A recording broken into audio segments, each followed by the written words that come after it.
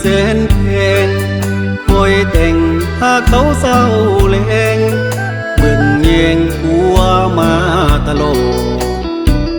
ที่ผ่านมานั้น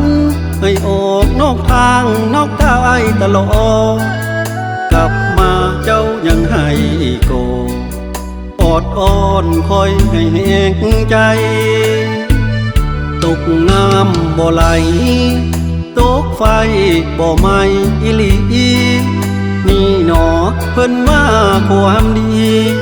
ที่เมียสะสมเอาไว้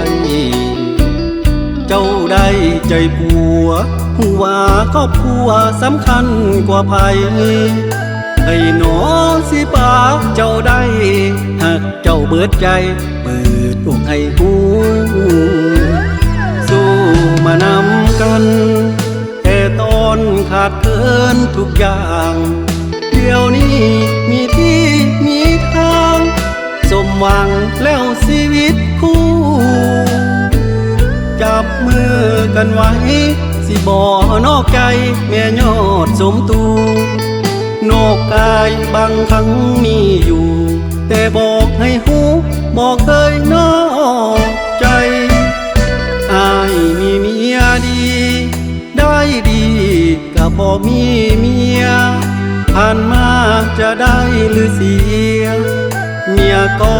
บอกเคยติอายฮักเจ้าที่สุดยกให้ที่หนึ่งในใจยิ่งอื่นสิงามปานใดบ่โทษน้ำใจเมียอายจากคน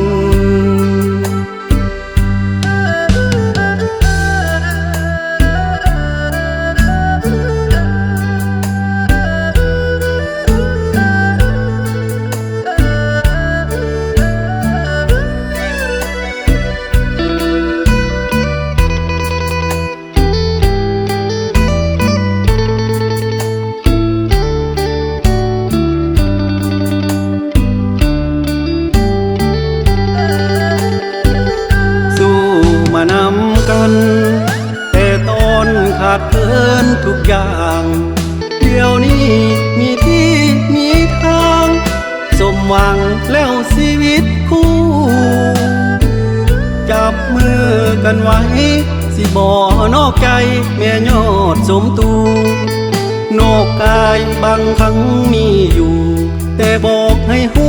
บอกเคยนอกใจอายมีเมียดีได้ดี